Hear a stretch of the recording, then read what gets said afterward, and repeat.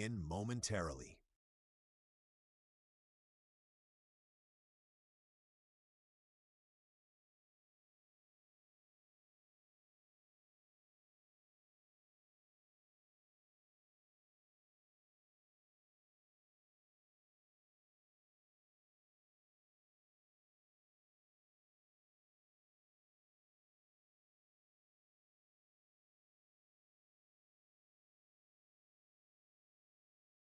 The Hardin County Fiscal Court live stream will begin momentarily.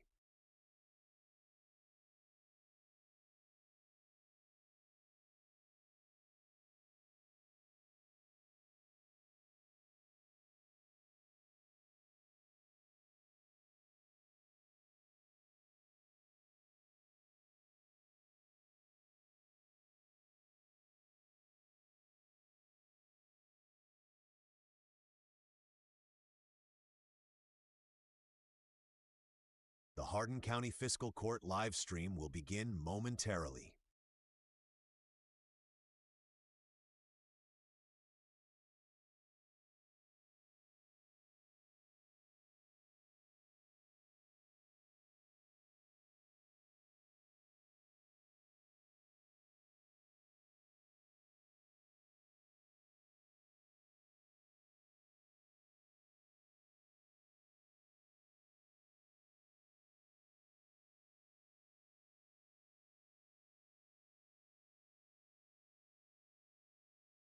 The Hardin County Fiscal Court live stream will begin momentarily.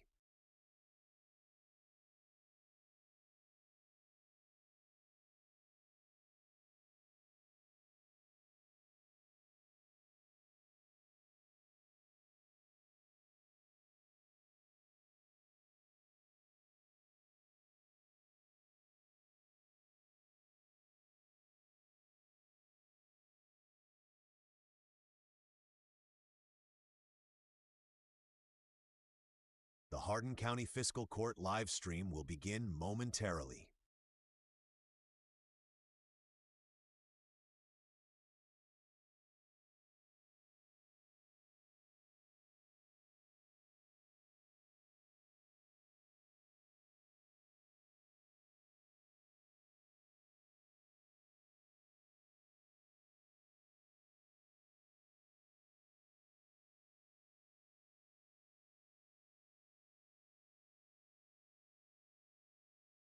The Hardin County Fiscal Court live stream will begin momentarily.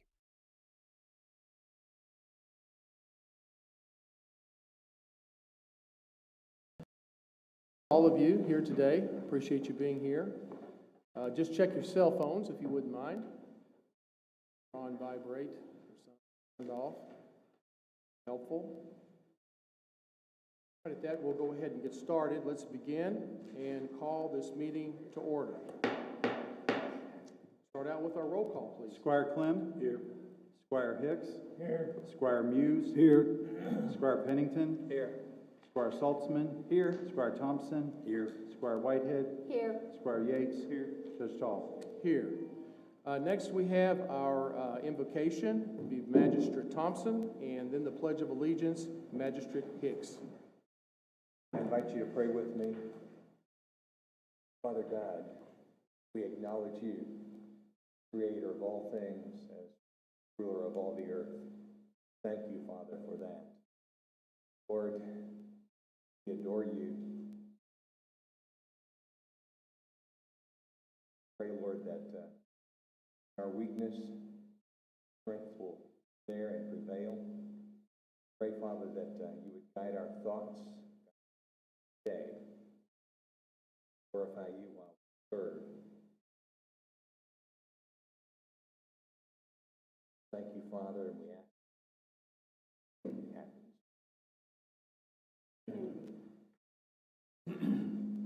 I pledge allegiance to the flag, United States of America, and to the republic for which it stands, one nation, under God, indivisible, with liberty and justice for all.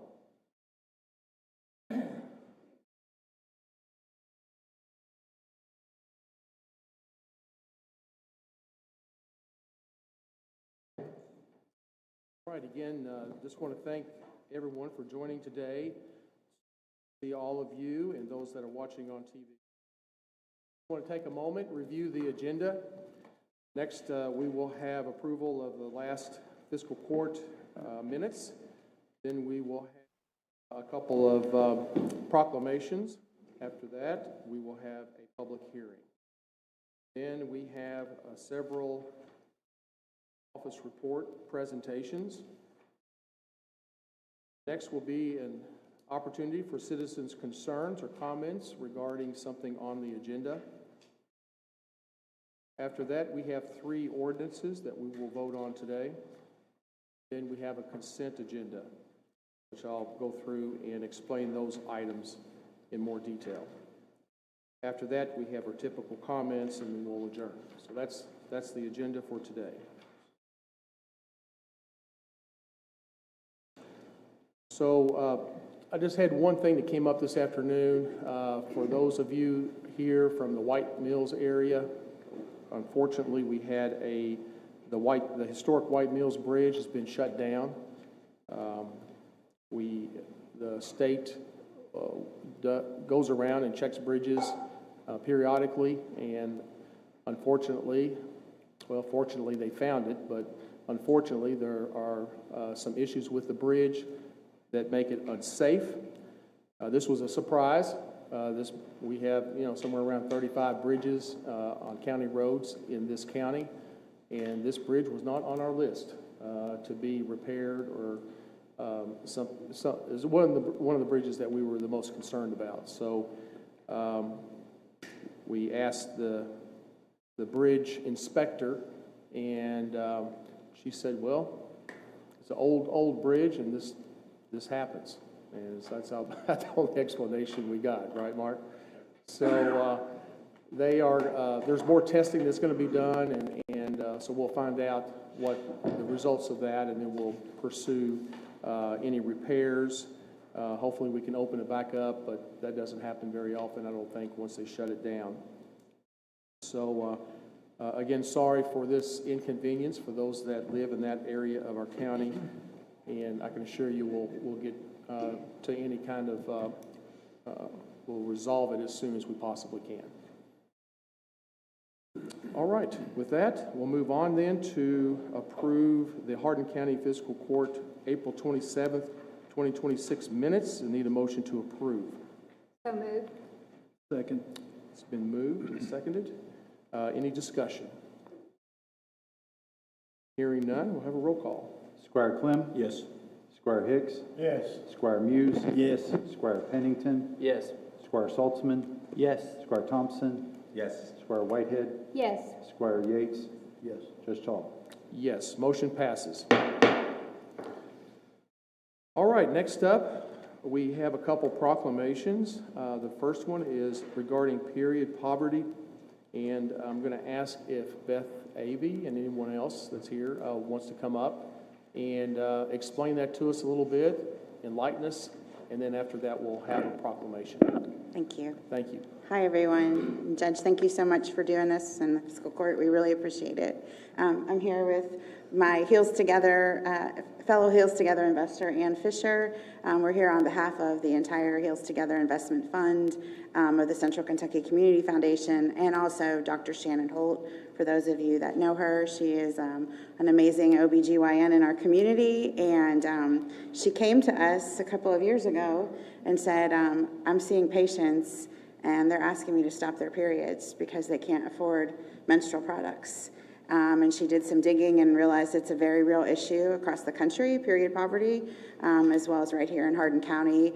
And she had this vision of an initiative called Pink Dot that we launched in October of last year to end period poverty here in Hardin County if we can. And we have these donation bins set up all over the community for people to donate period products, including in our county clerk's office. So we very much appreciate that.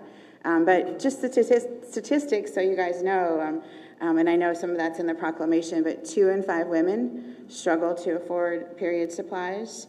1 in 4 girls miss school because they don't have access to those supplies, and 3 in 10 women on average miss work. So we're trying to make a difference. I don't know if there's anything else you'd want to add, Ann.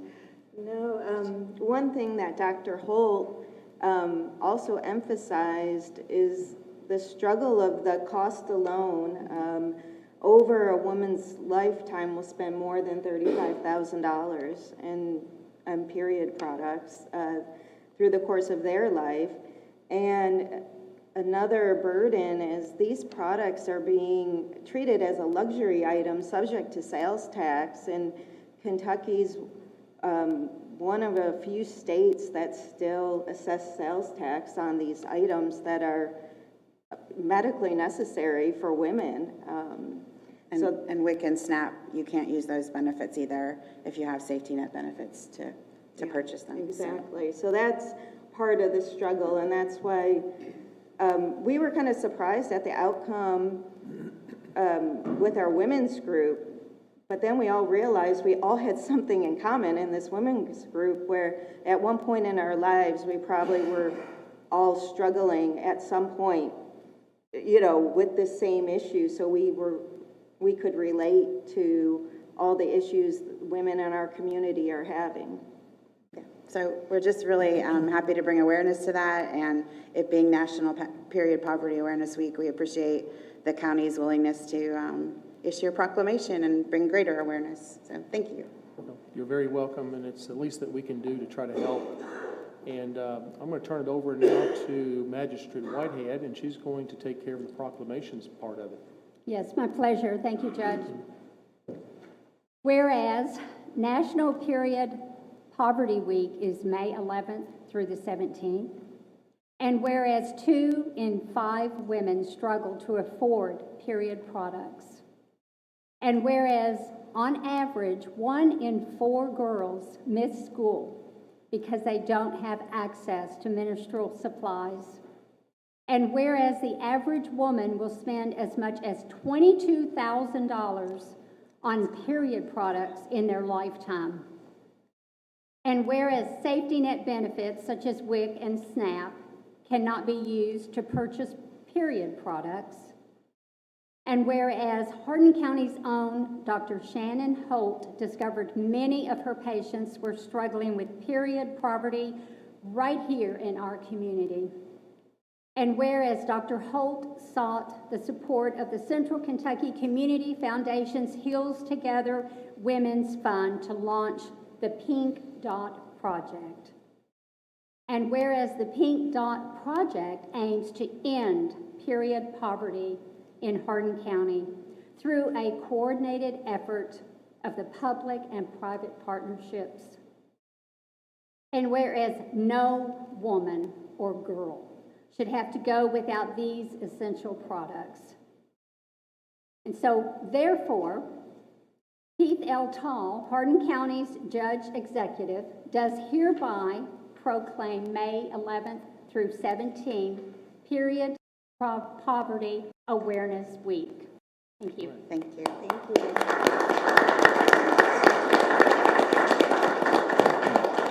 Well, thank you, Patsy, and if you would join us up here, we can go ahead and take a picture.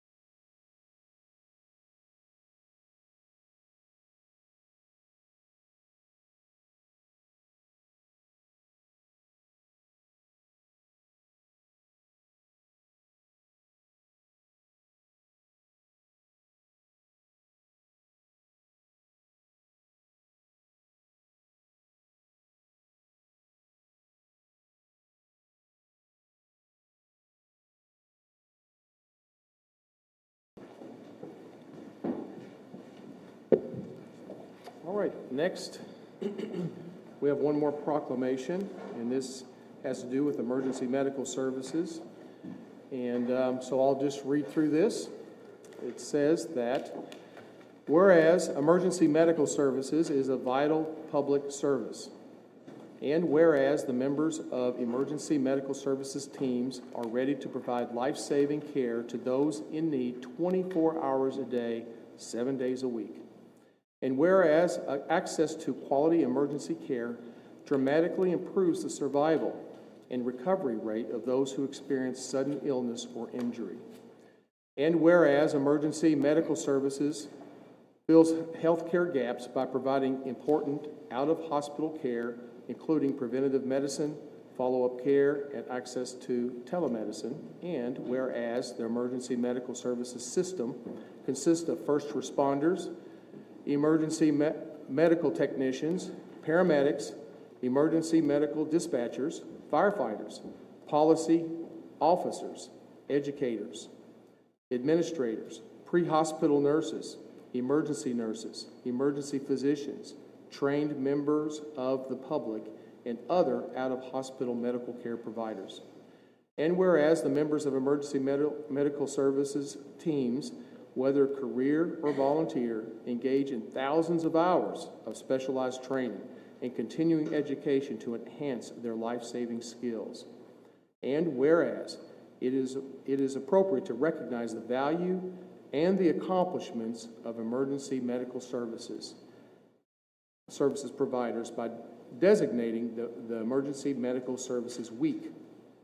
And now, therefore, be it resolved in recognition of this event, I do hereby proclaim the week of May 17th through 23rd, 2026 as Emergency Medical Services Week.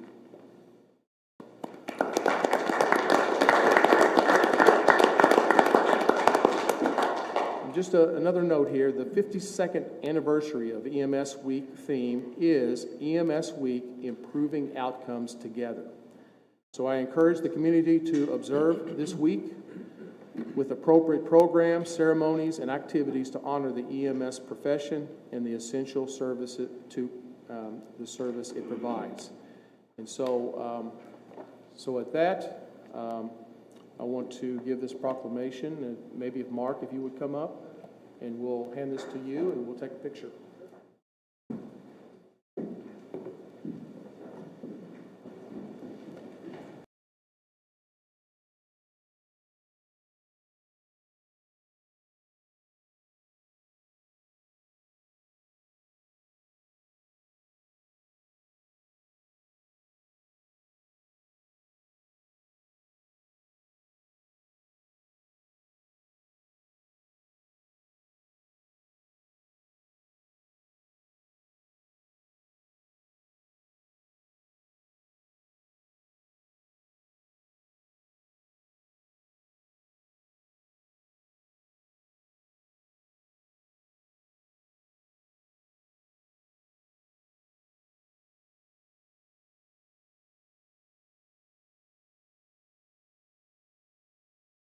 Of you that don't know Mark Peterson, he's our EMS director, and so he's kind of standing in and receiving that proclamation for all those folks that do this service for all of us in this community. So I'm thankful for all of them and the work that they do. All right. Next, we will move on to a public hearing, and this is conducted by Jenny Oldham, our county attorney. Thank you, Judge. Today's hearing is to receive public comment regarding the use for county road aid and the local government economic assistance funds. Both of those sets of dollars are used for construction, reconstruction, and maintenance of county roadways. So the amount of county road aid for fiscal 27 is $1,872,330.42, and the amount that Hardin County will get from the LGEA funds is $284,400. Today's hearing was posted to the doors of the building on May 8th, and also to social media on that date, and then posted on our website on April 26th. So if anyone's here and would like to provide comment on the use of those dollars, you can come to the podium and be heard. Nobody? Okay, thank you. That'll close the hearing. All right, thank you. All right, next on the agenda is a presentation from Planning by Adam King. Good afternoon. Good afternoon. All right, I've got Planning and Development's report for March and April. First, a couple things that went before the Planning Commission.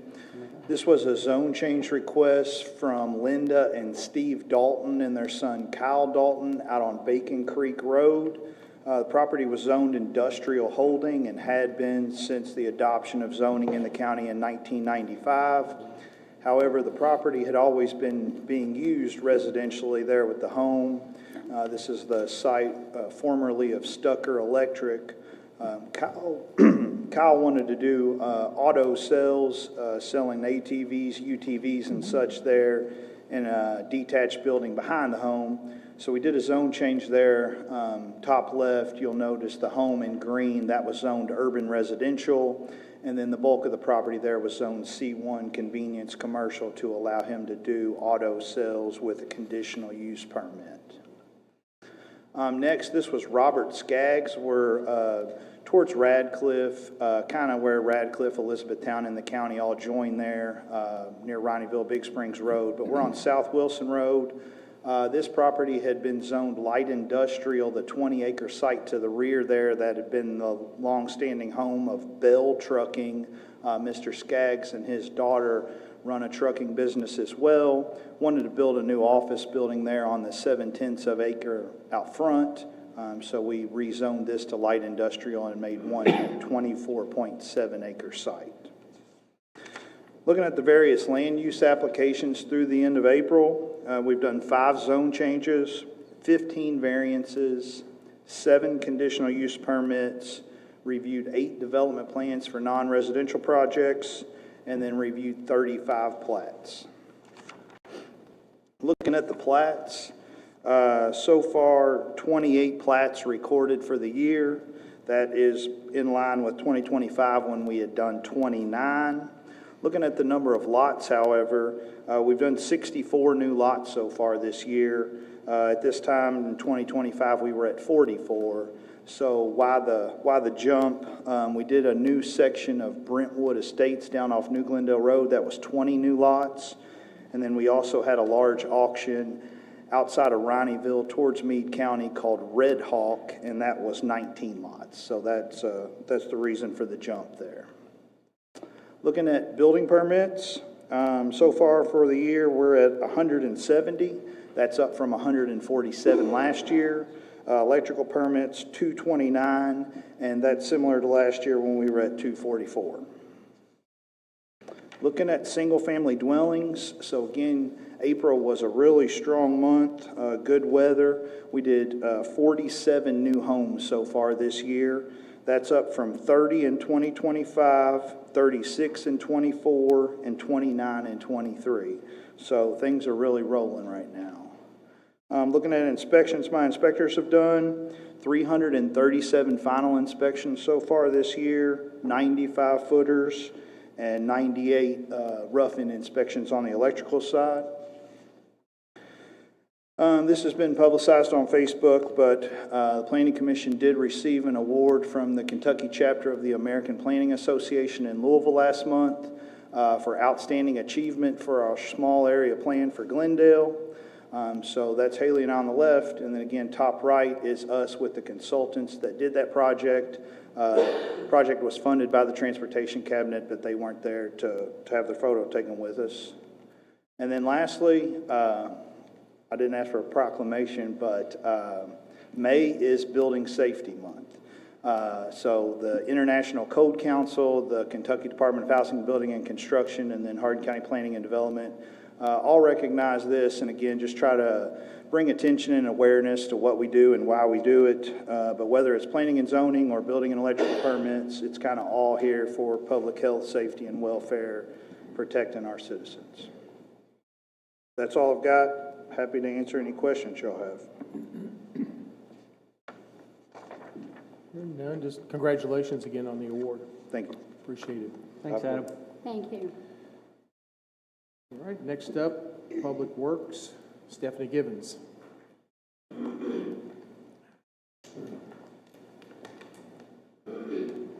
Good afternoon, Judge and Magistrates. Good afternoon. So I have the report for March and April for the solid waste. So this is the slide for deceased animal removal program. You can tell that our numbers are starting to decrease a little bit, and I think that's due to us getting out of winter and going more into spring. So that's a little bit better on that. We had 13 in March and 26 in April. Under our code enforcement umbrella there, we had for the month of March 7 open cases, 5 closed cases, and 47 outstanding cases. On this next slide here, you can tell 16 open cases, 6 closed, and 57 outstanding. So of course, these cases tend to increase drastically when we hit the springtime. People are starting to get out more. They're starting to pay attention a little bit more to what their surroundings is and what their neighbors look like. So I will say, I believe there was a couple of days last week that we took in about 17 complaints just within like 2 or 3 days. So keeping our code enforcement officer pretty busy.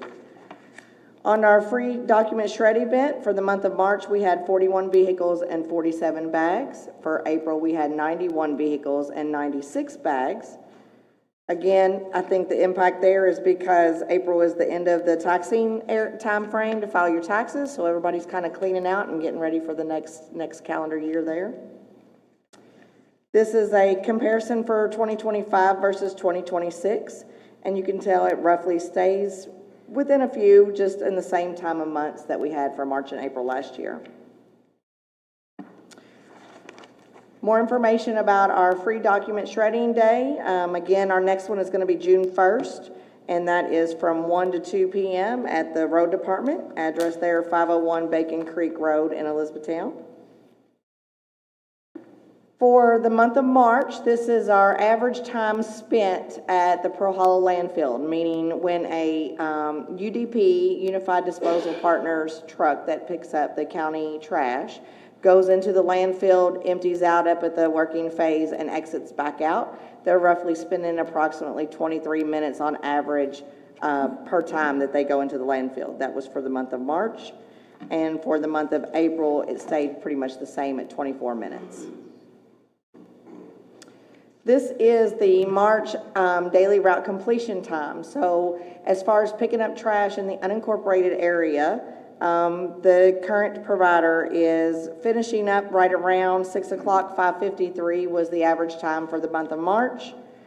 And it was a little bit better for April at 5:08 p.m. This slide shows you approximately the daily tonnage that is pulled in by this provider. So we're looking at about 71 tons of trash per day. That's with approximately 6 to 9 routes, depending on what day it's being ran, and a little over 1,500 tons collected for the month of March. For April, we had an increase of a little over 16 tons for the month and 73.5 average daily for April. I'm sorry. This is our free bulky item pickup service. This is just kind of a reminder to let the general public know that if you have the trash pickup in the unincorporated area, we still do offer 3 free items per month that can be picked up as long as it's called in or emailed in and scheduled with the provider. And that is just so that they can figure out exactly what truck to send out depending on what size of item that you have to be picked up. And that is free of charge again. Pearl Hollow landfill upcoming disposal event. So our current landfill out there, our next free dump day is going to be at the end of this month. This is the first one for this year, May 30th. It's going to be from 7 to 2. This is free to all citizens in the county, regardless city, unincorporated area or not.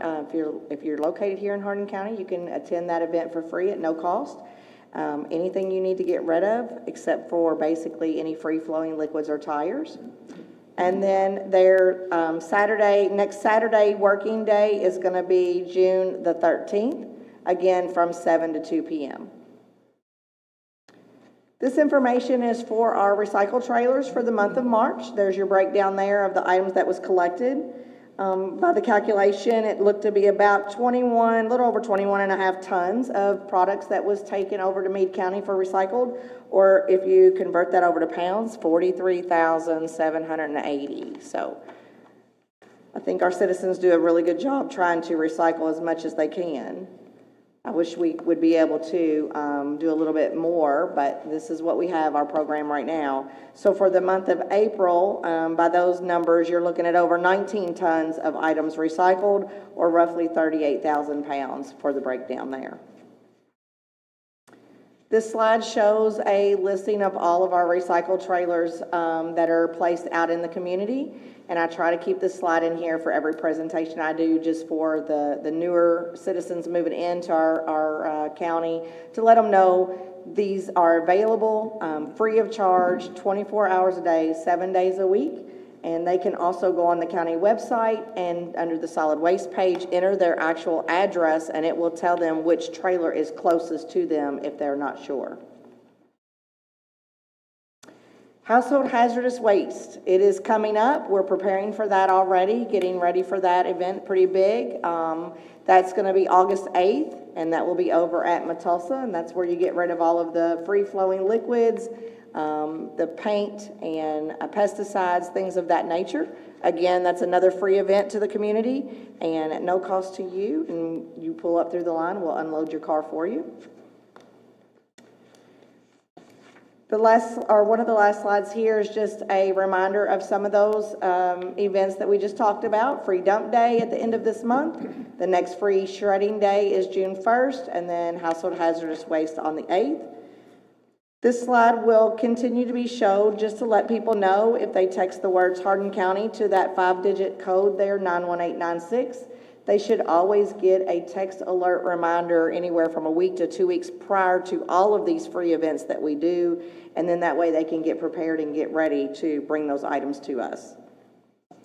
This slide here is to talk about how you can skip the phone call. And if you see litter out on the roadways that need to be picked up, if your trash was missed, if you see a dump site out in our community, we definitely want to get out there and get these things taken care of as soon as possible. So this is the easiest way for you all to be able to bring that to my attention without having to wait during business hours to report your issue. So please write that number down and utilize that number to help get the word out on where these things are so we can get out there and get those picked up. Any questions for me? Doesn't sound like it, so good report. Thank you. Thank you. Thank you. All right, next up is engineering and the road department, both by Mark Absher, our engineer. Hello, everyone. Hello. We've done some revisions to the way we have this laid out, kind of make it a little clearer, a little simpler layout. Here's the reviews and inspections requests, things like that, cover this part. Here's the Kentucky bridge funding, KYTC bridge funding. Pierce Mill and Soloway, we're still asking about that. It'll save us $855,000 if we can get them to take that on. They were supposed to tell us up in April. They didn't. We have alternative plans depending on whether we get that money or not. We have different bridges in the silo ready to go. Of course, White Mills temporarily closed. It's got us kind of shuffling some of that around, but we'll see what they tell us on that one. And we're still waiting for a review from a railroad company for Meeting Creek. It's still scheduled to let in January 2027. So that's not been delayed. I asked him about the funding issues, and apparently that's not going to have an issue on this, so we'll wait and see on that. EPSC, our MS4 area was increased every 10 years or so. Every census redo, they go through and they do a tabulation on areas to see what kind of density you've got, how many homes per area, stuff like that. And then you become incorporated into that MS4.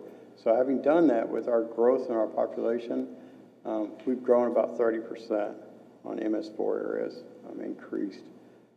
I submitted the report before April 15th deadline, so we're just waiting on a review from that. It's a pretty significant report. The other thing too, I want to point out, we've got a lot of useful information on our website. It's under our department, it's under GIS. For example, there's a website that you can type in, and it gives you kind of a quick glimpse of all the different aspects to sedimentation control. You can see on there you can find the Kentucky Erosion, Sediment, Stormwater Smart Outreach Tools, and a Kentucky Watershed Explorer. So it gives you, there's a lot of really valuable information in there, especially if you're a contractor or construction people. Next one is floodplain management. I'm also the coordinator for Hardin County for floodplain management. We try to hold the door on making sure new stuff doesn't get put in those floodplains without meeting the Division of Water compliance requirements under FEMA. And fortunately, Adam and them are great about sending stuff my way. Any kind of stuff that looks like it might be in the floodplain, they send it to me, and then we work together and trying to get it resolved. And then here's another important place that you can go to. If you're curious whether your house is actually in the floodplain or not, you can go to the site, put your address in, and you can kind of see where the floodplain is relative to your house. It's really important before you buy a home, do this. Just be careful.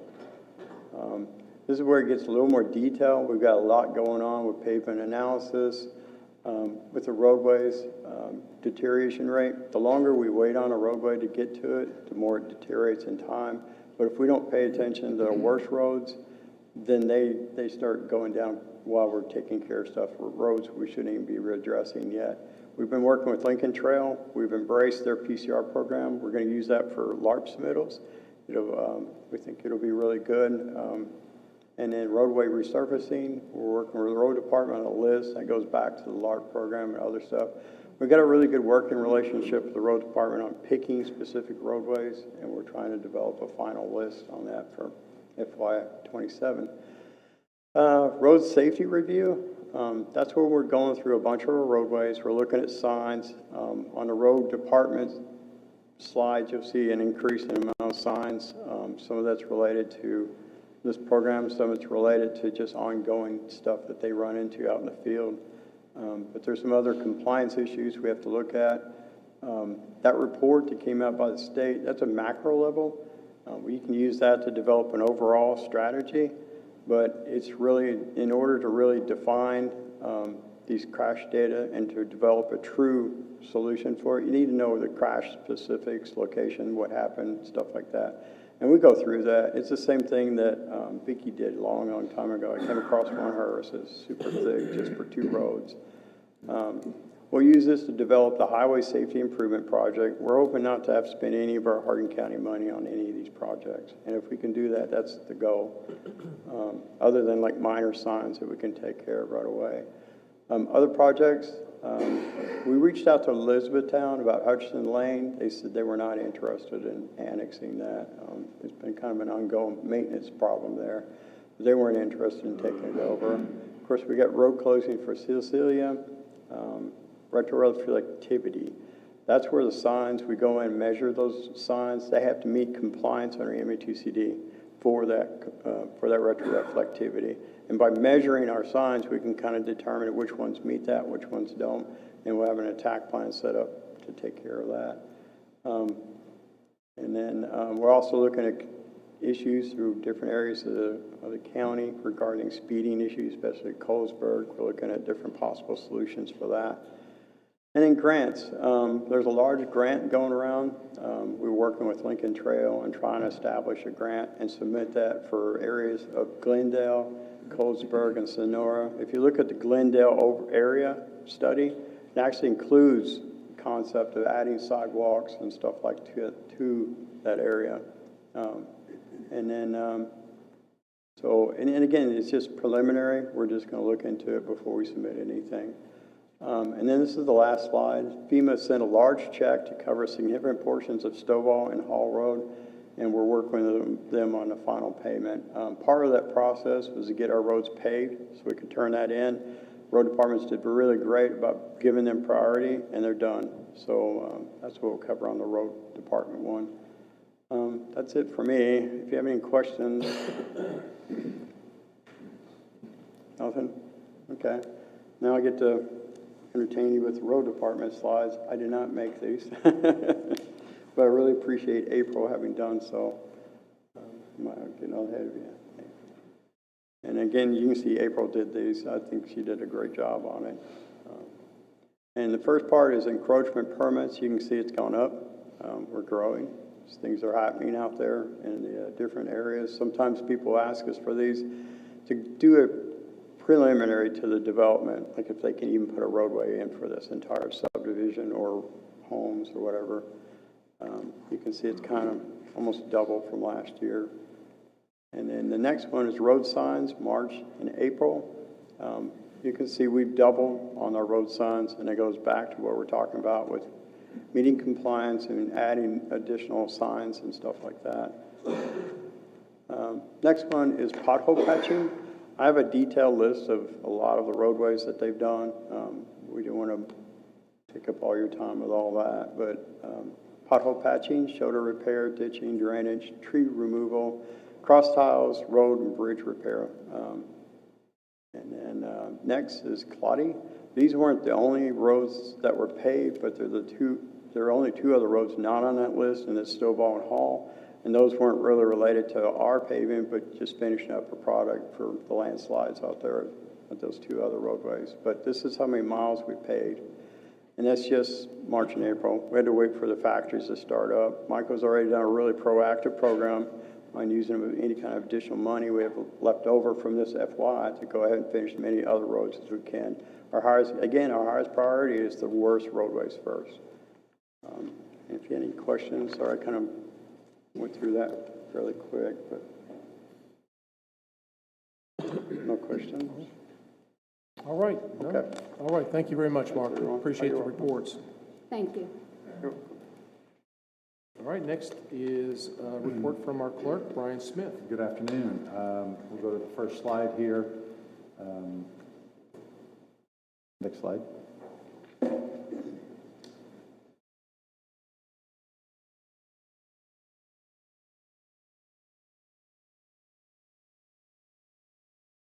Well, I'll go ahead and talk about the next slide. I'm sure it'll come up. Some members of the audience and some members of fiscal court may or may not be aware there's a primary election coming up in a week. We are already voting folks via absentee. Our mail-in absentee numbers and our in-person absentee numbers have exceeded the same during the same period during a presidential primary, which is exciting and interesting, and we're glad about that. I think it's a combination of a couple of things, but folks are definitely interested in paying attention, and they're excited to come in to vote. Wednesday, the 13th, is the last day of in-person excused voting. For those folks who qualify to vote absentee can come tomorrow to the clerk's office, 8 to 4:30. Really want to strongly encourage, especially our members of our community with mobility impairments. This is so much easier for you. There's no line. It's easy to get in and out. We go through the same process. You just have to fill out one additional form to attest that you qualify for an absentee ballot. One group that is eligible for this that hasn't been in the past, and I'm particularly proud of this because I had championed with the legislature to add this group, and that's caregivers. I've seen in my office in the past elections, the caregivers are bringing their folks in during this absentee period, but they couldn't vote with them, but then they would be forced to leave them alone on election day, and sometimes that's not always possible, and those folks just didn't vote. And so now we've made it easier for our caregivers, and that's both our professional caregivers, but also those caregivers who are caring for family members or friends or loved ones. So we want you all to take advantage of that. Early voting rolls into May 14th, 15th, and 16th, 8 to 4:30, both in the main office of the clerk's office in E-Town and Colvin Community Center. No excuse necessary, no excuse required. In-person early voting is very popular in Hardin County. In the presidential race, 47% of the people who voted early, and they like it and they love it. So please take advantage of that. Finally, Election Day will be Tuesday, 6 a.m. to 6 p.m. If you're alive by 6 p.m., you get to vote. We have 15 locations. They're not available on the slide, but on the screen, but they are available on our website and our social media, so we'll continue to share that information out. But it's the same 15 locations we used in the last election. So if you liked that location, you can go back to it. If you didn't like it, you have 14 other places you can choose from. It doesn't matter which precinct you're registered in, you can go to anyone and we'll make sure you get the correct ballot. I'll move on to our fees and commissions report, which fiscal court cannot see in front of them, but they have, I had March in my slides and then April in front of you all. Just nothing major in this report. If you look at the lower right, the subtotal, that third from the bottom number, the March number is 55,000 and change. This April number is 65,000 and change. That's what we're taking in above and beyond what we took last year. So we're trending in a steady direction that just represents the growth of our community. If there's any one number that stands out in these reports, it may be the 3% usage tax, which was significantly higher in March and significantly lower in April. And I had to kind of plug my head into that. What really happened last year is those renewal notices that have my name and address on them, but are mailed out by a vendor by the Department of Revenue, were screwed up last year. And as a result, a lot of people paid late last year.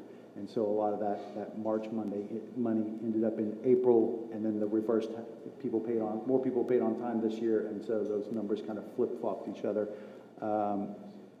If you're unsure when your tags renew, it's actually on the little sticker on your plate.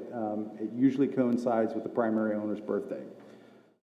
So that ends my report, pending any questions from the court. All right, well, thank you, Brian. I appreciate that report. Thank you, Brian. All right, so that wraps up our presentations today. There are other written reports available to you. And we'll move on to the next agenda item, which is citizens' concerns or comments. And just a note that, again, our citizens' comments are need to be related to something that's on the agenda. So, and they need to be, around 3 minutes. So I'll be kind of monitoring that. And so we'll go ahead and get started. If anybody wants to come up, just need to state your name and where you're from in the county.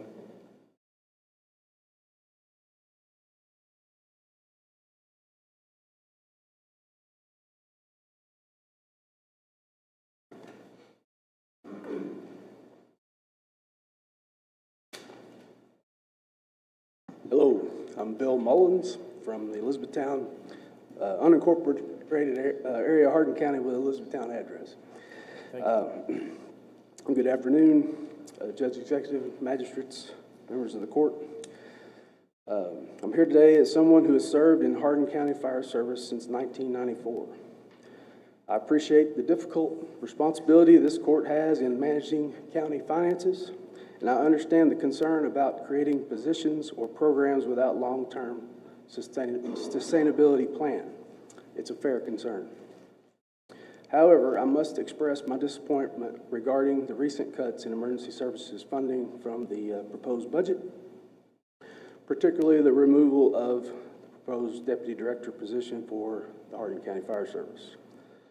That position was not about adding unnecessary administration. It was about finally building the coordination and data systems this county desperately needs. We cannot improve what we are not properly measuring.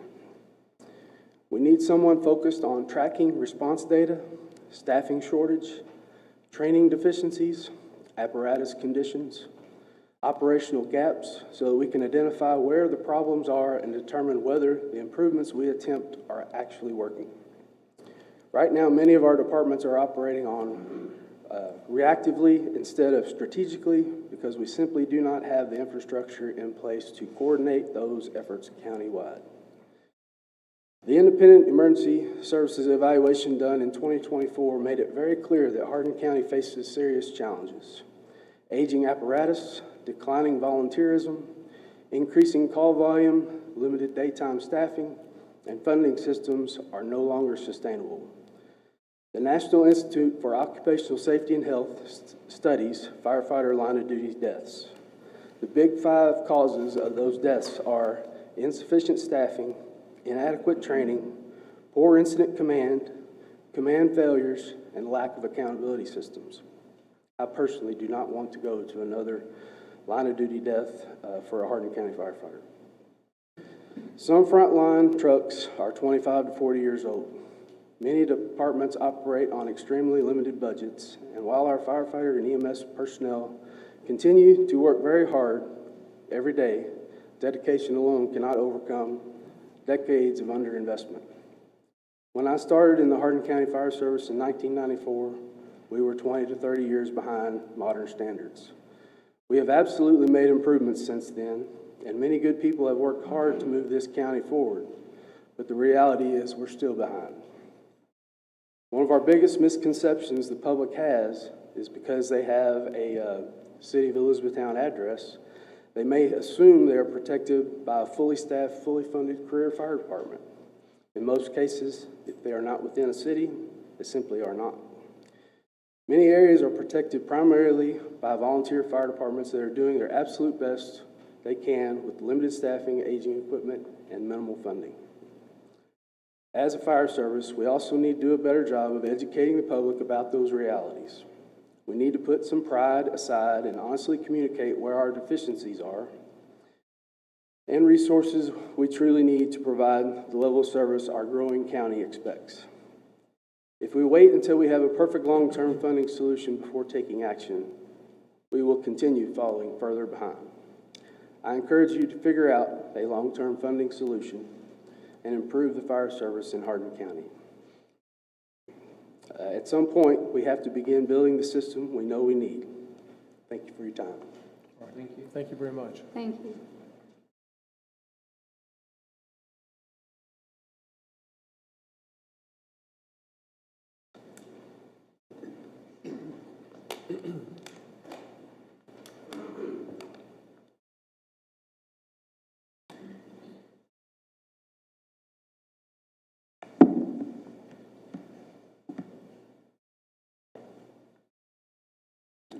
Hey, my name is Matt McDougall, Hardin County resident for the last 10 years. Live in E-Town, but have lived in the county as well. So, and I live in the county. E-Town's part of it. So, although I wasn't born here, this is now where I'm from. When I tell people this is my home, I want our county to be a place where people thrive, pursue their dreams, have an opportunity to provide for and raise their families. Not just for today, but for their families. And more than anything else, I hope the legacy of what we, the citizens of Hardin County, are doing today as we plan for their future would be one of blazing a trail for them to continue long after we are gone. A few practical questions. If there are essential life-saving services that I've heard all of you on this court say are absolutely needed today and not adequate, such as EMS, other services like we just heard about, why are we limiting the resources that we have available to all of us as Hardin County citizens as revenue from the sale of HMH to Baptist Health? An example, if I didn't make enough money to feed my kids, but I had money in a retirement account, would I be a good father if I didn't pull that money out to provide the most basic and essential of all needs for my children? Of course not.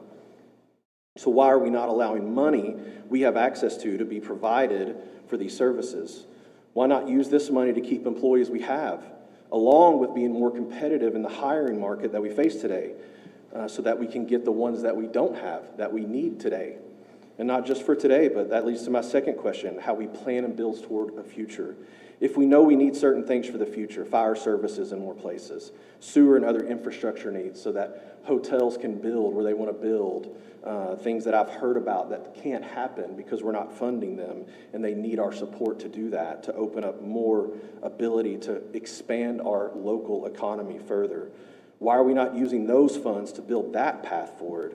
I've worked the last few years as the growth strategist for 8- and 9-figure companies, some with annual budgets of 2 to 3 times that of our county budget. In my role, I forecasted future revenues, assessed liabilities to that revenue, created and implemented strategies to accelerate their growth. Do you know what the #1 cause of the businesses that weren't growing was? Lack of spending towards customer acquisition or the future.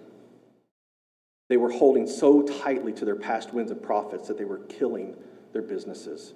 And the path to success for them was not just cutting budgets, although that was part of it. It was wise spending and investing in future growth.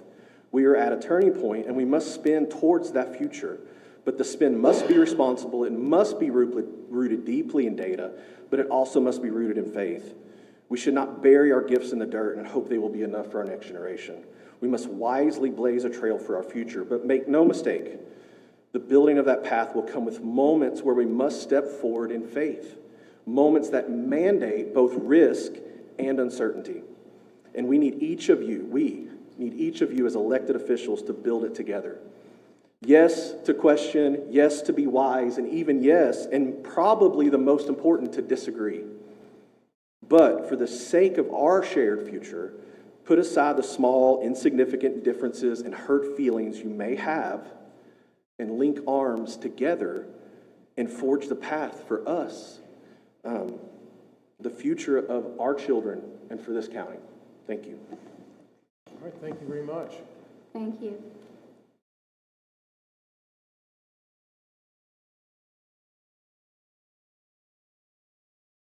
Okay. Anybody else? Last call. All right, we'll move on. Okay, we have 3 ordinances today to vote on. The first one is the first reading ordinance of ordinance number 347, series 2026, fiscal year 2026-2027 budget. And before we begin that, just a little more of an introduction of what we're voting on here and what this first reading is all about.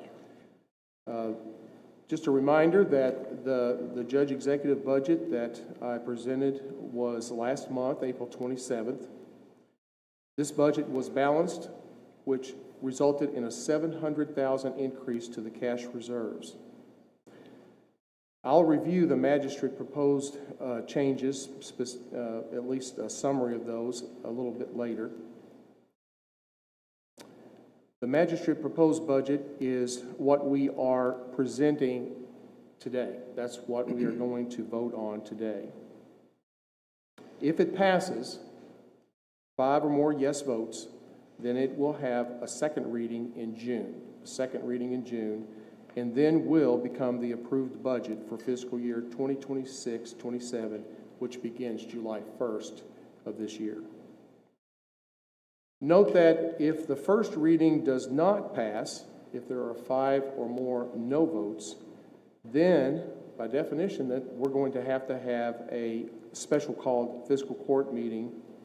We'll schedule that within a week. We have a deadline and we have to meet that, so we won't have much time, but we will schedule a fiscal court meeting, special called one, and we'll vote on a revised budget at that point in time. It'll probably be something like this Friday or maybe next Monday. So that's what we're doing today, and so I'll have some other comments later, but we'll go ahead and proceed. So is there a motion to approve this resolution? So moved. Second. It's been moved and seconded. Now we have some time of discussion. Judge, I want Yes. to kind of expand on your comments a little bit about the budget process. Reading some of the social media posts and things, I think there's a misconception maybe of how the budget process works to some degree. The process is outlined by the Department of Local Government. And the process is the judge, as Judge Hall has alluded to, he presents his budget to fiscal court. He did that on April the 27th. That was the first time that any of us were involved in the budget process, just like the public. Then on May the 5th, we had a special call meeting for the Finance Committee to get together and let the magistrates then weigh in on the budget process as is outlined by the Department of Local Government. Every line item on all 60 pages were discussed, and every magistrate had an opportunity to weigh in on what they thought about each line item. Every item that was agreed to was by consensus of the magistrates that were there. just wanted to make sure that we understood that consensus was reached on how the magistrates came up with their review of the budget that the judge presented. And as he stated, if this passes today, then it will be sent to Department of Local Government. They will review it and return it back to us for a second reading at the next fiscal court meeting. Actually, the first one in June, I think. Yep. Yeah. There were two major issues, basically, if you get into the meat of the budget. One was salaries and one was the EMS building that some of you all have spoken to already. As to salaries, every member of this court wants to provide competitive salaries and benefits to every deserving employee in Hardin County government. However, as in any government or business, financial constraints that must be considered across the board, measured growth in salaries is part of our budget process. And every employee, and I want to be clear, even though they weren't as substantial as the judge presented in his budget, every employee did get a 1% COLA. Every employee did get one step raise. So no one was left out of the process of raises and COLAs. Every employee in Hardin County government has access to good health care. Every employee of Hardin County government has a retirement plan with the state. So you have to take all these things into consideration when you consider the budget. Benefits are a big thing when it comes to anybody's employment. Yes, there are some shortfalls. We have some great employees that are not being compensated where they should be. And I can assure you that we talk about this all the time. We are, matter of fact, Magistrate Pennington just recently talked with our MS director about some ways to maybe better fund certain positions or maybe restructure or streamline, or whatever word you want to use, to try to maybe have a better package, let's put it that way, for their EMS workers. The other issue, of course, the EMS building at the Ford plant in Glendale. We all know that's a very, very expensive project. Even though the state has making an effort in their $6.5 million offer for starting this project, which we acknowledge, and that's not a small amount of money. $6.5 million is a great amount of money. But it's nowhere near what it's going to cost to put that facility together and to equip it and to man it and to pay the ongoing cost. So we've talked about this time and time again in certain committee meetings and discussions. And we've all realized and we all acknowledge that we have to do something to improve our fire services and our services to the community. But we also are quite aware that it's going to take a substantial amount of money to do this. And time again, we have asked, how are we going to fund this?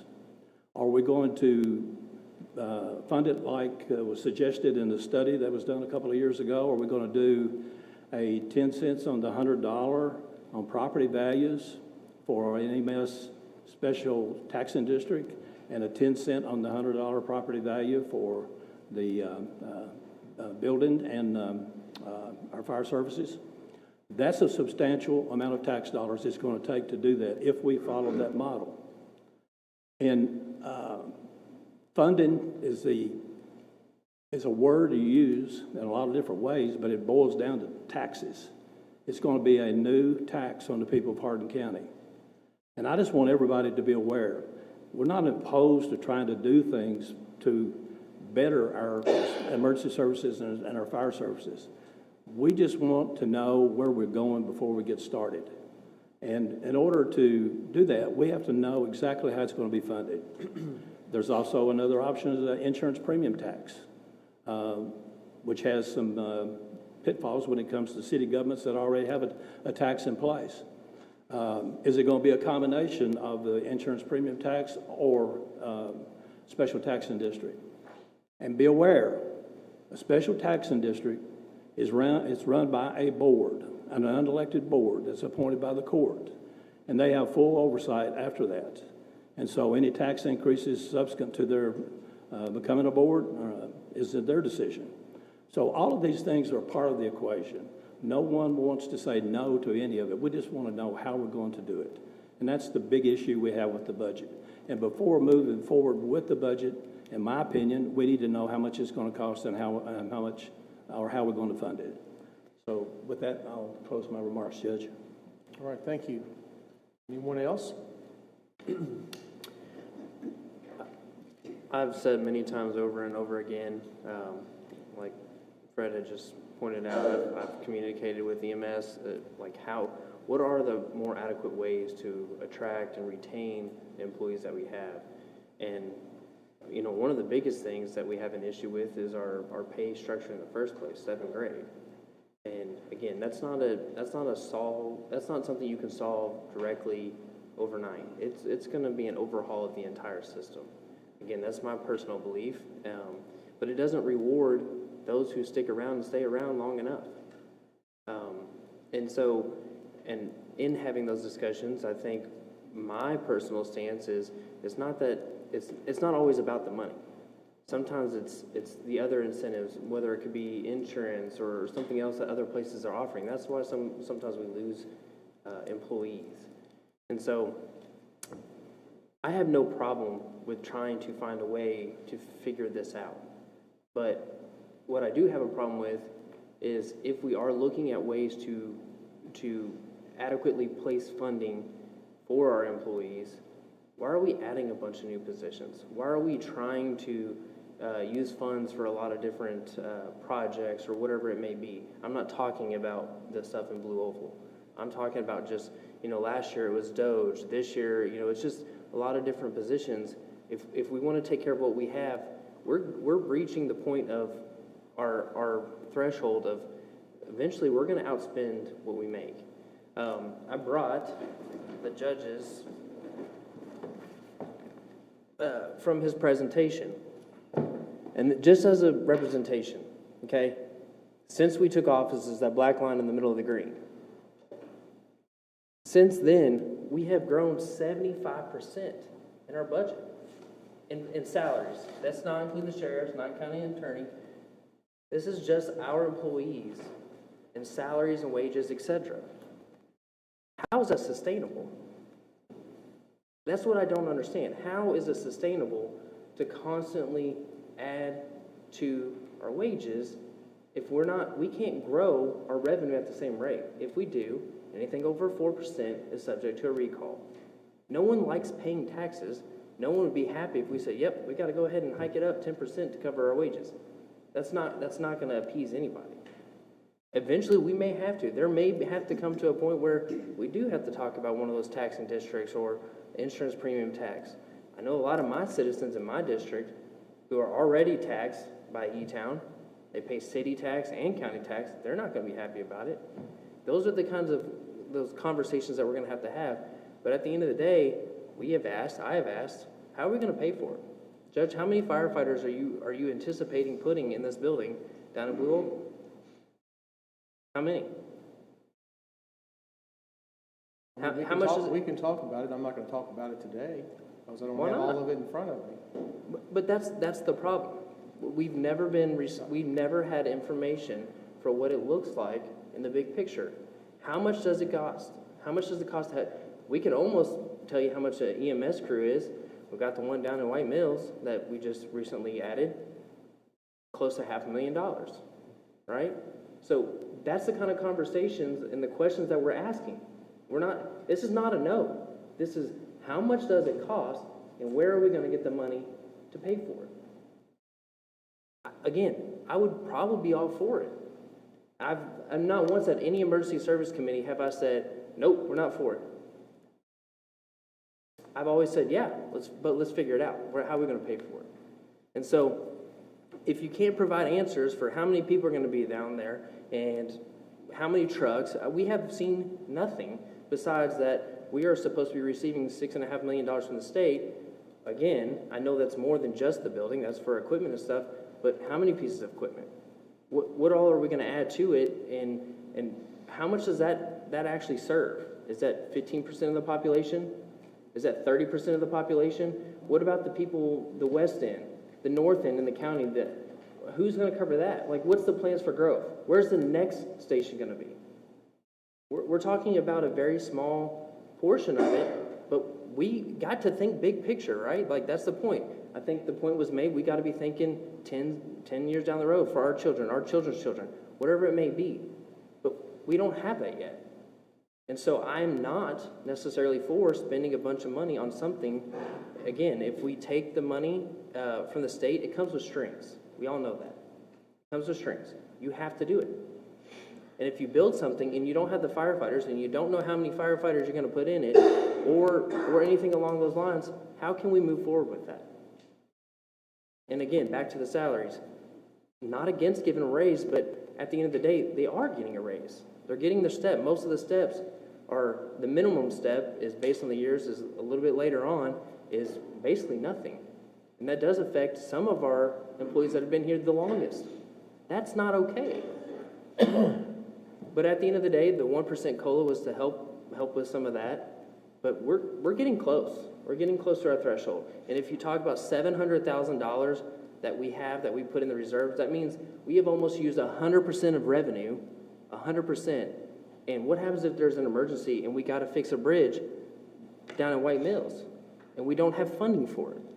That bridge is a couple $100,000. You know, if we're spending everything to our max, what happens next year whenever our budget now is compounding, because it compounds every year?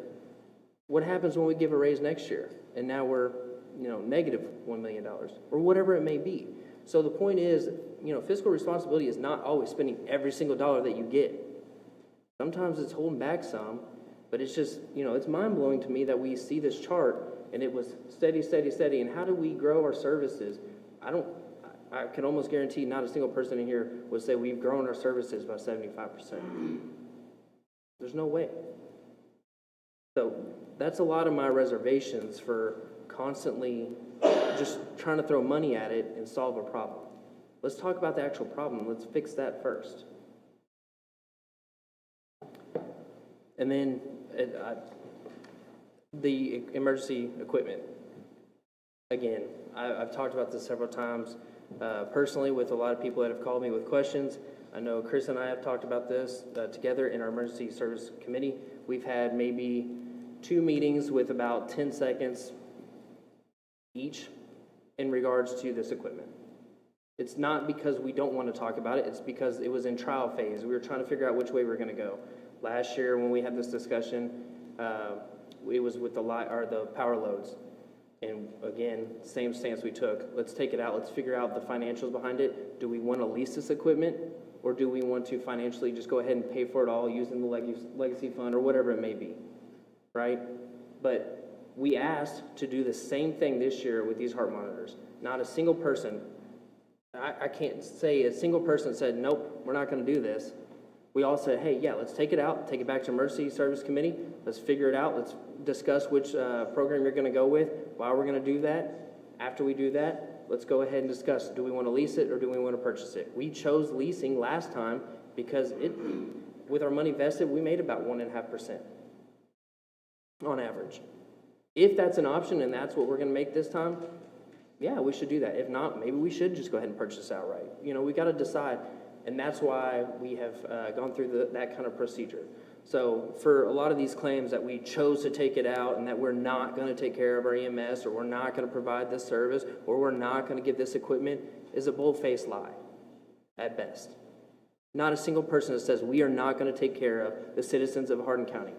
I personally am, in fact, 100% in favor of it. My grandmother recently has made several trips in the back of an ambulance. My grandfather specifically needed a heart monitor because his heart rate was 30. I am 100% for it. But using this and using the budget to try to manipulate this, that's not okay in my book. We are here. We are actively doing our due diligence to understand the best way to spend our money and the right way to go about it, whether we should lease, should purchase, whatever it may be. And I absolutely will be in favor of putting that money in the budget through a budget amendment when that time comes. Okay, anybody else? Like Aaron just mentioned budget amendment, and I just want to expand on that. if, you know, some of the issues that we've talked about right now, and that I'm sure all of you are aware of, the equipment that's needed, that's almost $1 million, the Ford site, and, you know, constructing services there for firefighting and EMS station. All of these things, we are in favor of that. We are. I mean, I can't look up here and say that none of us are against it. We want that. We want that for ourselves. We want that for our families. We want that for Hardin County. But the issue is, how do we afford it? How do we make that possible? And I think Aaron just touched on something that I'm hopeful that in the future we can, little at a time, do budget amendments for some of those services, for some of those needs as we need to do so. And again, a budget is a plan. And we know that can be amended. So I'm hoping that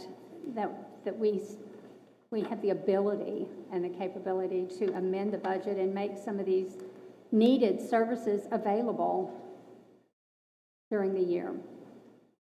But at this time, like you said, we don't have answers. We don't have all the answers that we need. And in my opinion, and I think probably most of fiscal court members will agree with me, we have to be accountable for what we approve and what we decide. And we have to have the answers that we need. It's just like your budget at home. You have to know where that money's coming from. You don't plan a trip to Hawaii and worry about where you're going to get the money halfway there.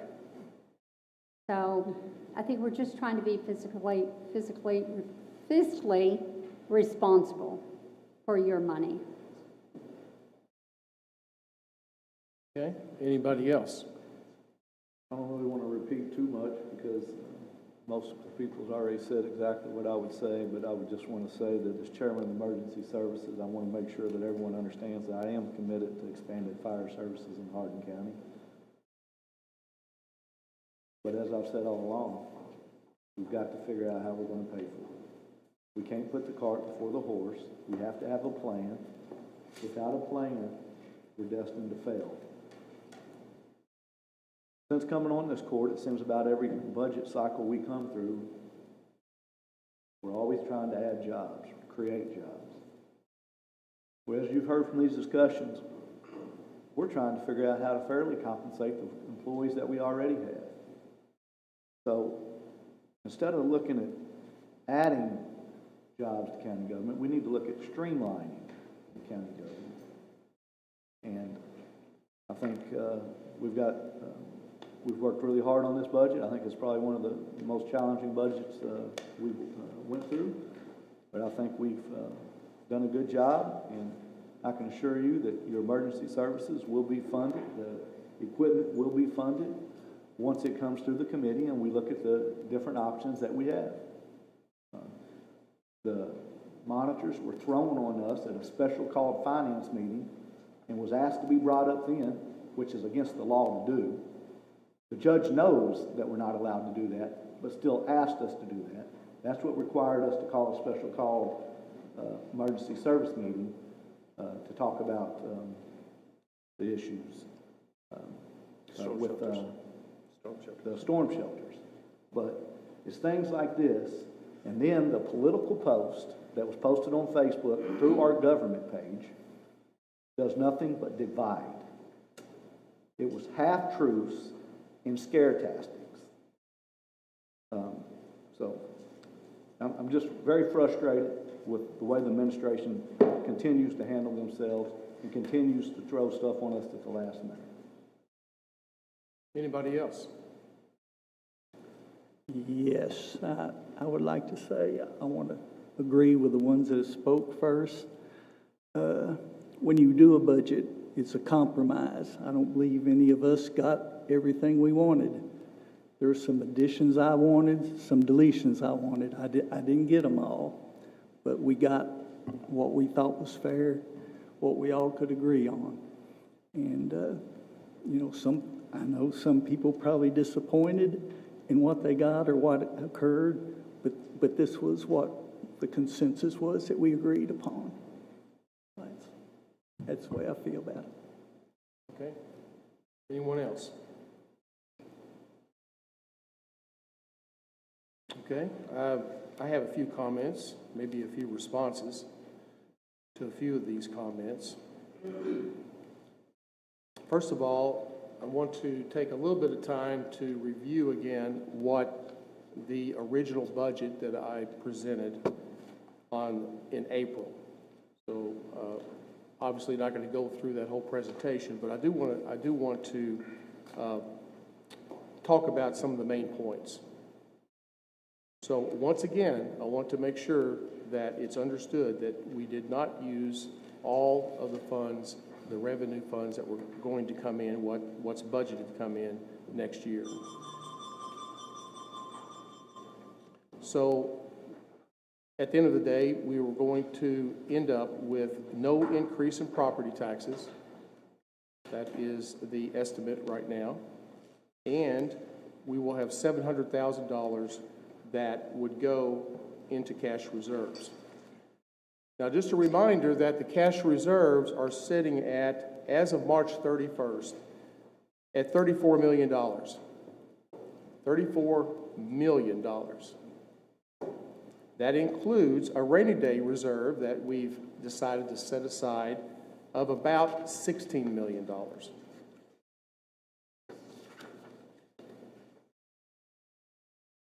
So every year that all of us have been in office, we have seen an increase in that reserve. So there's no one that's been overspending, if that's your definition, that you're spending more than what you're bringing in, which is usually how you look at it. So you have a reserve now that is up to $34 million. And so whenever I'm stepping in with this budget and coming up with this, still ended up with $700,000 to increase that. Didn't try to spend all of it. So I just want to make those 2 points very clear. Now, we did utilize about $2 million, almost $2 million of the annual hospital sale payout. And that is revenue every year for the next 19 years. There's 19 years remaining of that payout of almost $2.7 million a year. So that's where we ended up with the $700,000 that was left over. We spent in this budget $2 million of that. The focus of the budget was public safety and some fair wage adjustments to keep knowledgeable, experienced employees to provide quality services. That's not easy to do. So I deal with it every day. Okay, I've got department heads that are trying to keep good people in their departments to do the work that needs to be done every single day. Some of those departments work 7 days a week, 24 hours a day. Not everybody likes that kind of a job. And some people get burnt out. So we do have a certain amount of turnover, and we need to pay them a good wage to keep that turnover rate as small as we can. Not zero, but smaller than it is now. We spend a lot of time training people, and that costs money too, and it costs time. So the time that we spend retraining and retraining and retraining, we can also be focused on improvements, other types of improvements that could be saving some money. Judge, I call for the vote. So I'm not done. So 5% grade increase for ambulance full-time hourly service providers and the EMS equipment upgrades. That's one of the things that we tried to do in this budget. There were also 2 fire protection additions. One was a new fire services deputy director. That's one position that was added in this budget. Some discussion about all these positions. My gosh, it sounded like we'd added 100 people to the budget. That one position, and I'll talk about the other one in just a second, But that one position is needed, whether we're ready to understand exactly the entire specific plan of how we're proceeding for the next 5 or 10 years in our fire services for the county. Okay? Now just think about this just for a second. We only understood that we were going to get this $6.5 million from the state.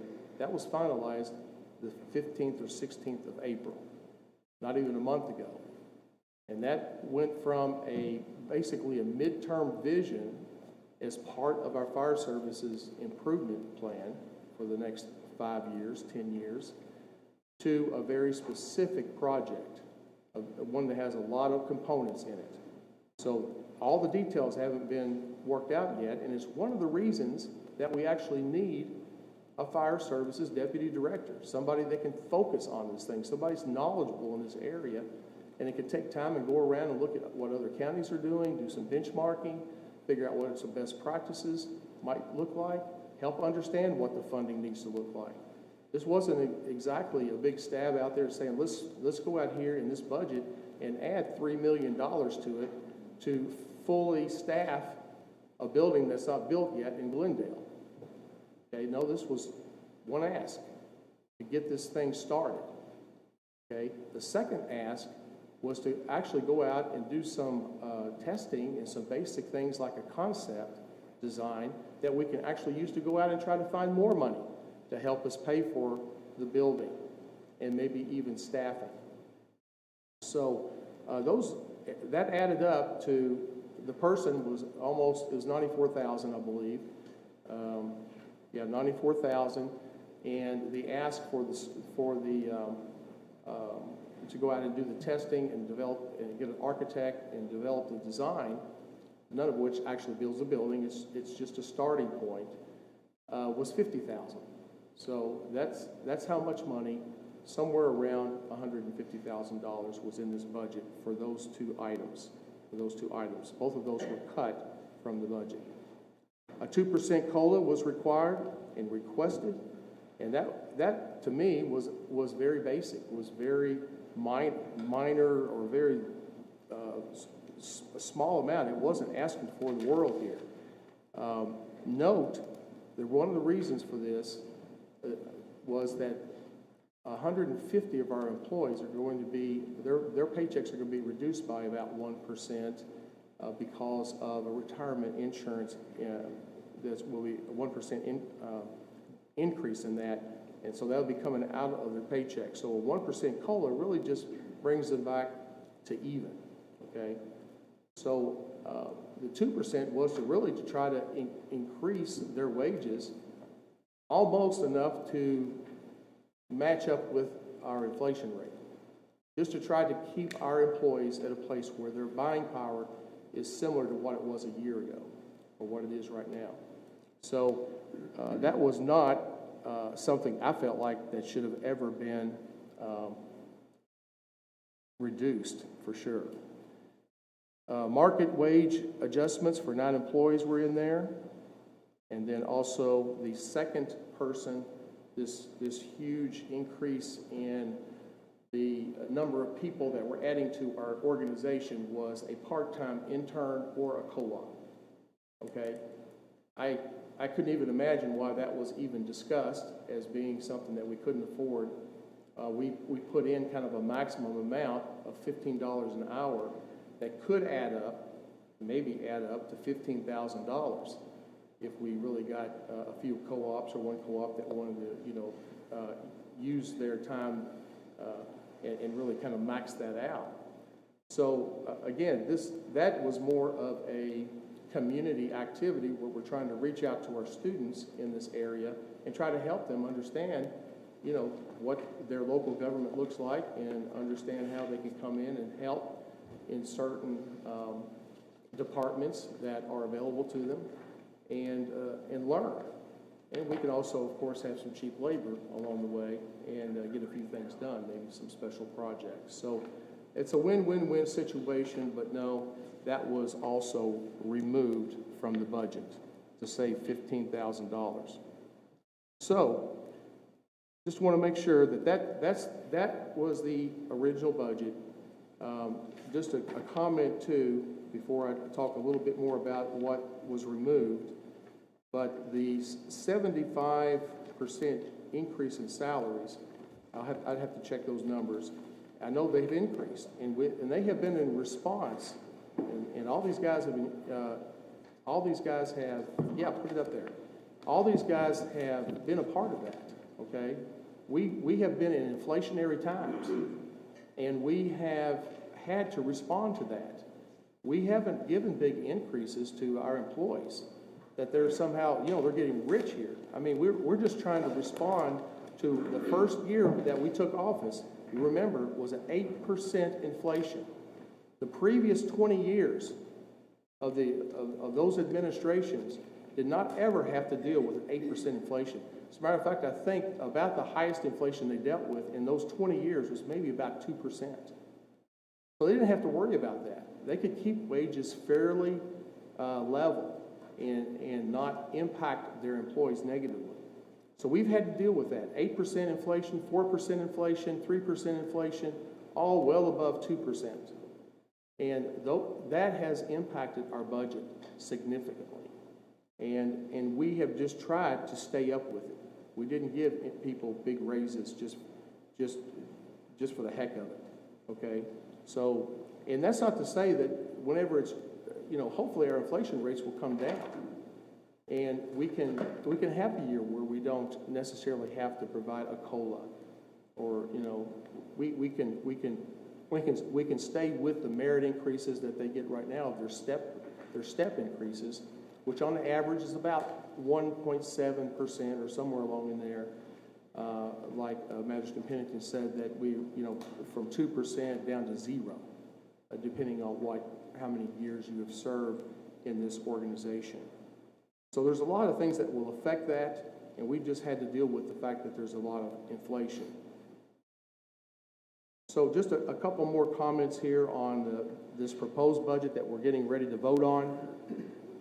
So just a reminder, there's a 1 grade increase for EMS, full-time EMTs, EMTAs, and paramedics.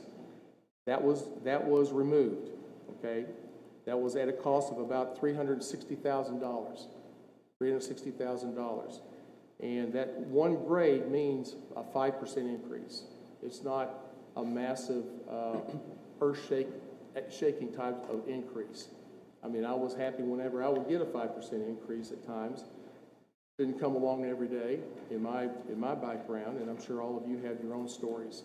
But that is helpful. And the main purpose there is really to try to stay up with some adjacent counties and agencies that are providing much more than that we are providing right now. So we're seeing some exodus of some of our good paramedics and EMTs going to other agencies because of that. So we'd like to be able to slow that down. This wouldn't necessarily fix the problem, but it sure would help. Cutting the COLA from 2% down to 1%, I've talked about that. That was about a $300,000 impact. And so I've already said that by doing that, we are making it more difficult for employees to pay the bills at the end of the day. And we will lose some more people because of that. I've already talked about the Fire Services Deputy Director, that new position and the need for it. I wish we could find a way to make that happen and help us to make the plans that everybody's been talking about. I have a GIS coordinator position that I put money back into. Was trying out some contract labor, and that isn't saving us money. So we might as well, and we should go back to full-time position for GIS. It's a very important position and in our engineering department. We also saw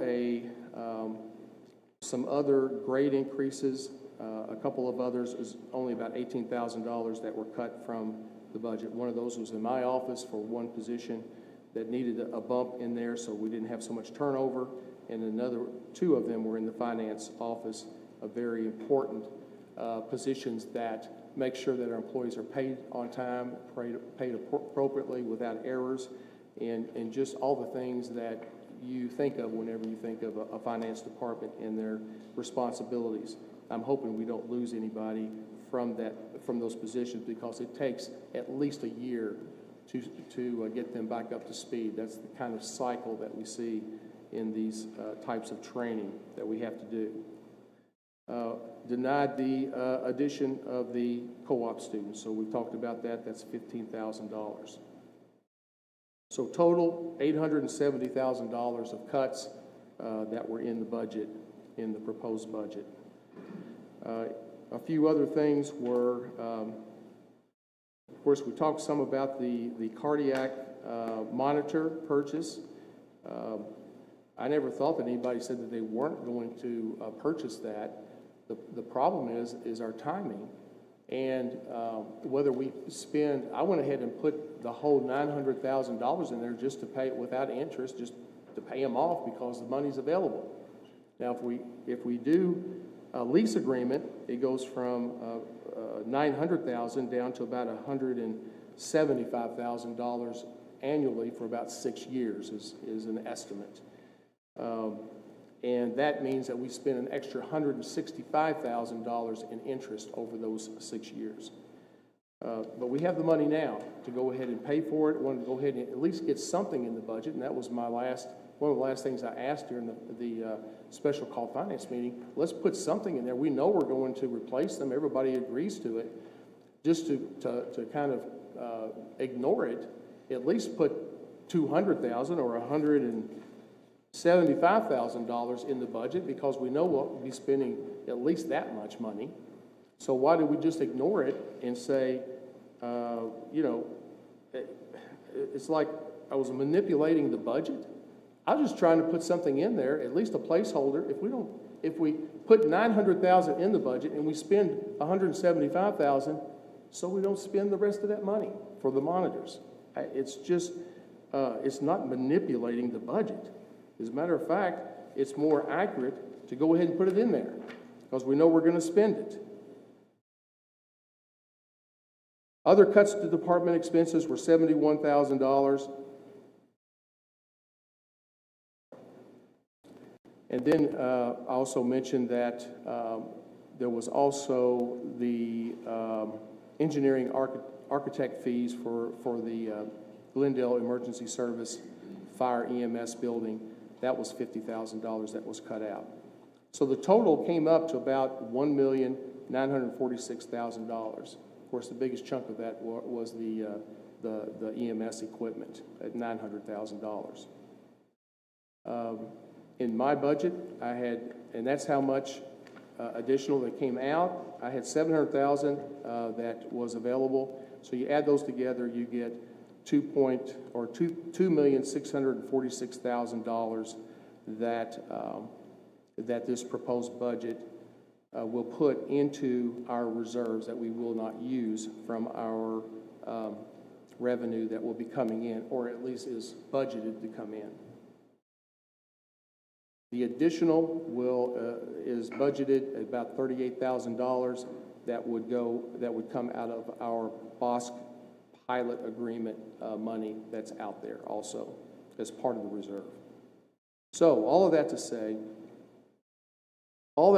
that the bottom line is that we add $2.6 million to our cash reserves, already at $34 million. At what cost? At what cost do we do this? That's the question. I guarantee you it's going to be a reduction in quality of services. It will be a reduction. We have high turnover, and the continuous cost of training of new employees, lack of support to fire services,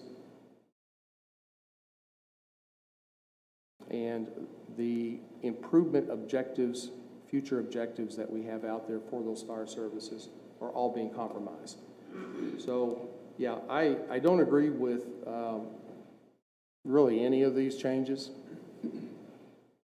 I'd like for us to go back to what we put out there. There was a very reasonable budget. and it was one that addressed these issues. All right, that's all I have to say about it, so we'll go ahead and call for roll call.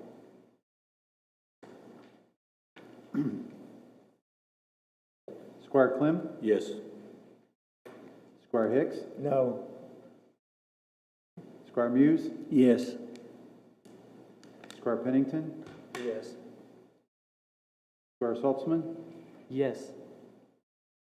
Squire Thompson? Yes. Squire Whitehead? Yes. Squire Yates? Yes. Judge Tall? No. Motion passes. All right, we'll move on to the next one. This is reading and adoption of ordinance number 348, series 2026, annual standing order to pre-approved recurring expenses. I need a motion to approve this ordinance. Second. I got a motion by Clems, second by Saltzman. Okay. Any discussion? Hearing none, roll call, please. Squire Clem? Yes. Squire Hicks? Yes. Squire Muse? Yes. Squire Pennington? Yes. Squire Saltzman? Yes. Squire Thompson? Yes. Squire Whitehead? Yes. Squire Yates? Yes. Judge Tall? Yes, motion passes. The next item is a second reading and adoption of ordinance number 344-4, series 2025, amending fiscal year 2025-26 budget amendment number 4. Need a motion to approve. So moved. Second. Motion to approve and seconded. Any discussion? Roll call, please. Squire Clem? Yes. Squire Hicks? Yes. Squire Muse? Yes. Squire Pennington? Yes. Squire Saltzman? Yes. Squire Thompson? Yes. Squire Whitehead? Yes.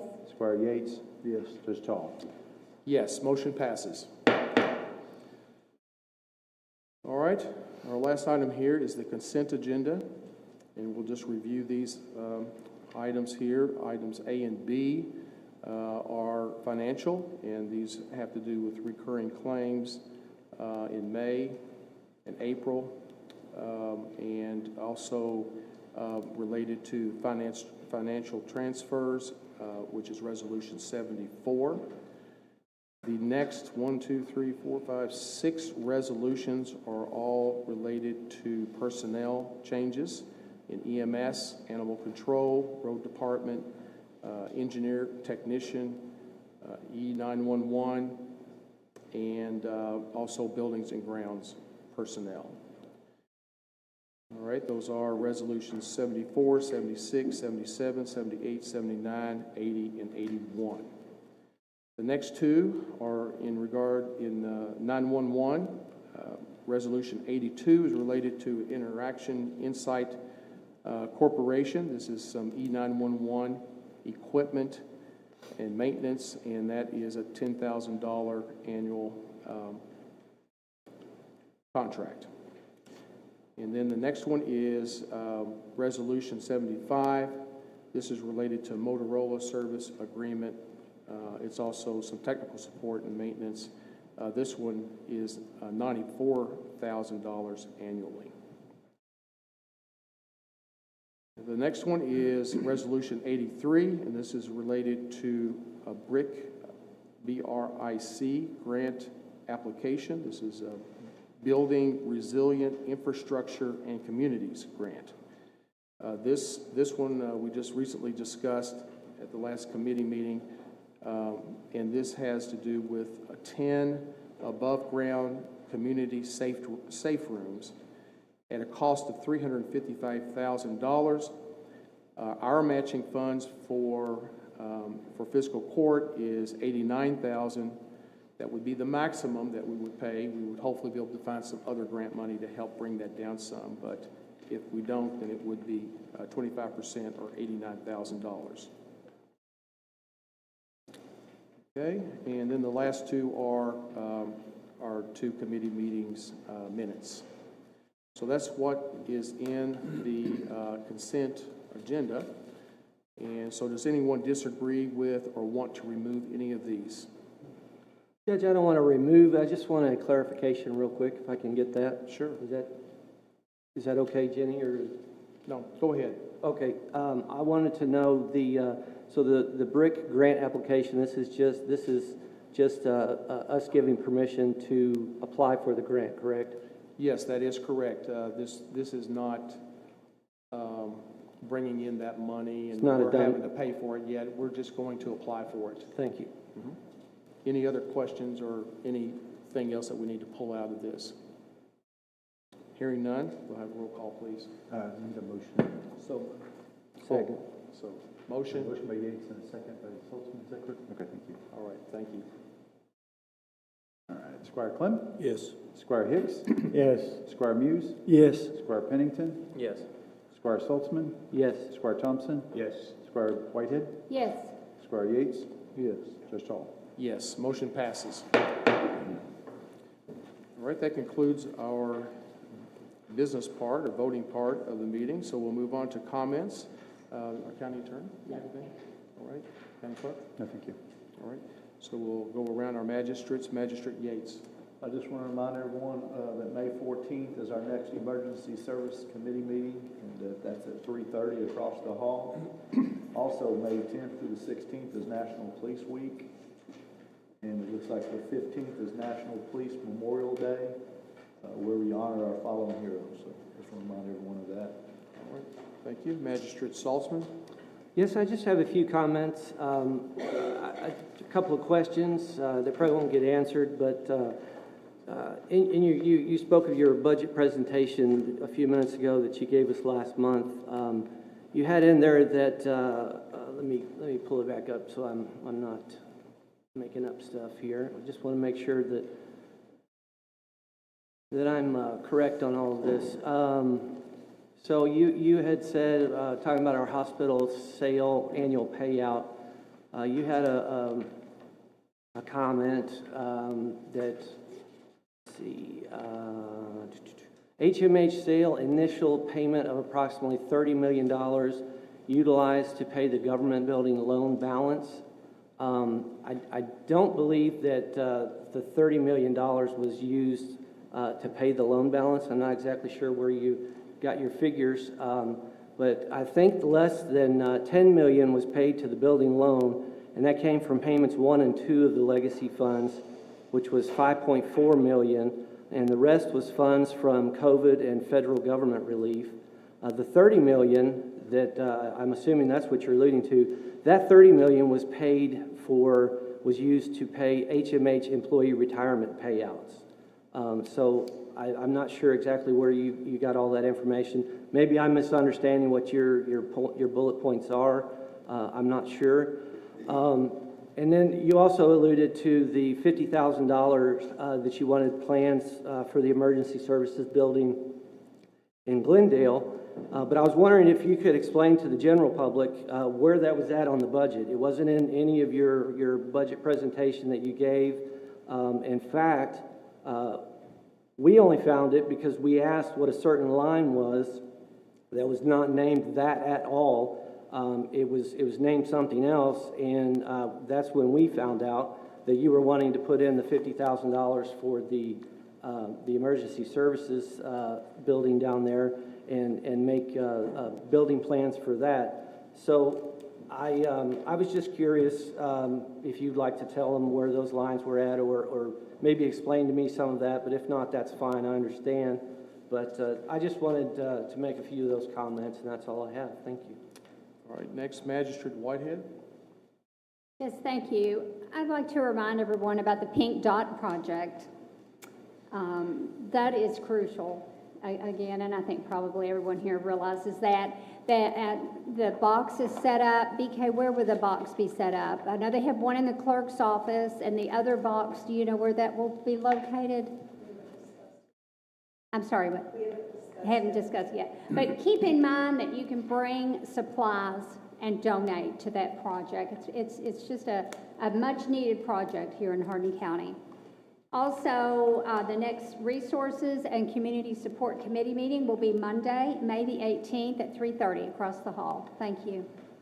Thank you. Magistrate Clem. Just want to remind folks the next Finance Committee meeting will be Tuesday, May the 19th at 3:30 across the hall as well. I personally want to thank the magistrates that actually put in the work to come up with what I consider a strong and fiscally responsible budget. And I want to also remind folks, please don't drink and drive and don't text and drive. Thank you. Magistrate Pennington. No comments, sir. Magistrate Thompson. Just a reason to get out and enjoy the community and celebrate the best county in the state of Kentucky. Glendale Spring Fest is this Saturday. Come out and enjoy the festivities. There will be many from all over the nation there, and a fun day for everybody. All right. Magistrate Hicks. Just want to encourage everybody to go out and vote between now and May the 19th. There's a lot of people has lost their lives, give their lives up for that freedom that you can have. So don't misuse it. It's just go vote. All right. Thank you. Magistrate Muse. I'd like to remind everyone the next Public Works Committee meeting's tomorrow at 3:30 across the hall. All right. Thank you. Next fiscal court meeting is Tuesday, May 26th. And just a reminder that there's a holiday, Memorial Day, on May 25th. So this building will be closed that day. All right, with that, is there a motion to adjourn? So moved. Second. It's been moved and second. Any objections? Hearing none, meeting is adjourned.